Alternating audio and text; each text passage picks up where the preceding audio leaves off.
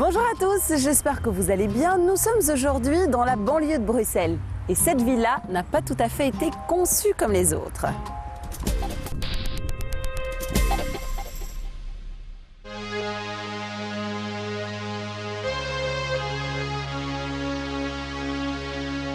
Cette maison a tout d'un cube, mais ce n'est vraiment pas là sa seule originalité, non. Sa modernité passe avant tout par sa conception. Ce qui fait la particularité de cette maison, c'est que son mobilier a été choisi avant même l'implantation des murs. Bonjour Ismaël. Bonjour. Merci de nous accueillir. Avec plaisir. Alors, vous êtes le décorateur de cette très belle maison, mais au-delà de la décoration, c'est presque un concept que vous avez développé ici. Oui, exactement. Donc en fait, ce qu'on a essayé de faire ici, c'est de partir à l'envers. Donc on a pensé d'abord comment vivre à l'intérieur, donc mobilier, décoration, aménagement, pour que la qualité de vie soit vraiment agréable. Le mobilier, c'est donc le cœur du projet lancé il y a un peu moins de 2 ans. La maison est un véritable écrin pour des meubles très design et parfois même futuristes. Les chaises de la salle à manger en sont un bel exemple. Un petit mot sur la chaise, elle est étonnante, hein? Oui, effectivement, la chaise est très étonnante par sa conception, sans pied à l'avant, et donc techniquement assez recherchée, difficile à faire, très élégante, mais en même temps très légère. Et si vous voyez, c'est un petit peu l'image de la villa qui est aussi transparente par ses baies vitrées et très légère dans sa conception. Ouais, c'est très étonnant. Moi, je suis curieuse, hein, je vais continuer la visite. Je vous en prie.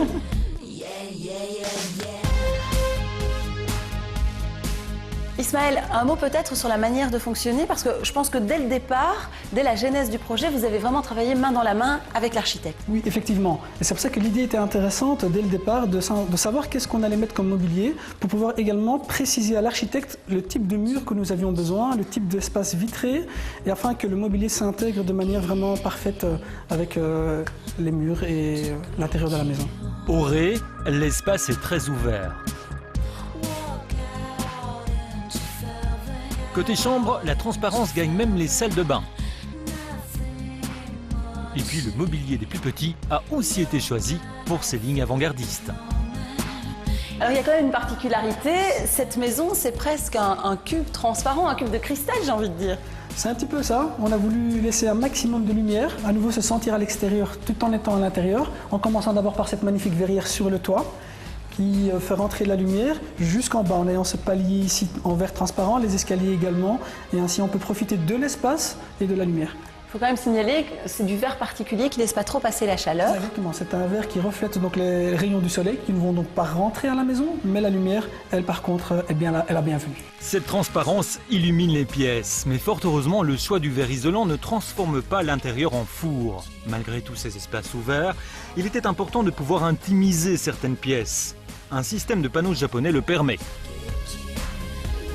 Et puis il y a un petit salon au décor vraiment réussi. Alors là c'est dingue parce qu'on a vraiment l'impression d'arriver au Maroc.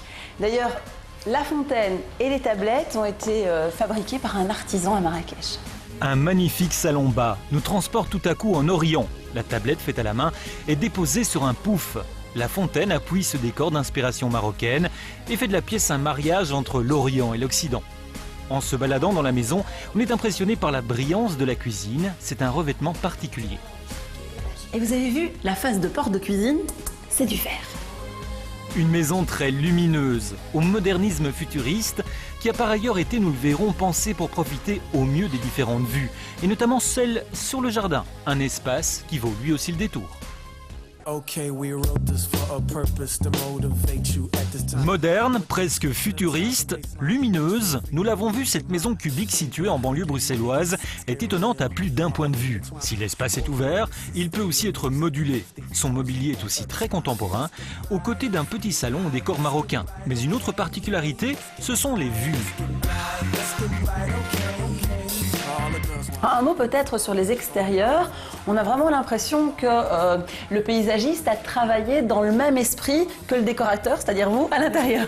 L'idée était bien sûr en collaboration avec les propriétaires, c'était bien sûr de mettre la maison à l'extérieur. Et donc ce qui fait qu'ici on se sent dehors, on voit l'extérieur et on a l'impression que la maison s'intègre vraiment parfaitement.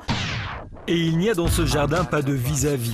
Les vues donnent au choix sur un petit bassin rempli de poissons ou une piscine au décor très contemporain. Le mobilier est ici aussi très moderne, léger, bien intégré.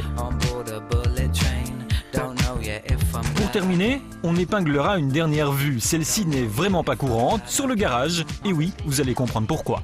Et comme ici, le propriétaire considère les belles voitures et les belles motos comme de véritables objets d'art, eh bien, il a tout simplement décidé de les exposer dans le séjour. Pouvoir admirer son bolide tout en mangeant, cela apporte tout à coup, c'est vrai, une note très bling-bling à la salle à manger. about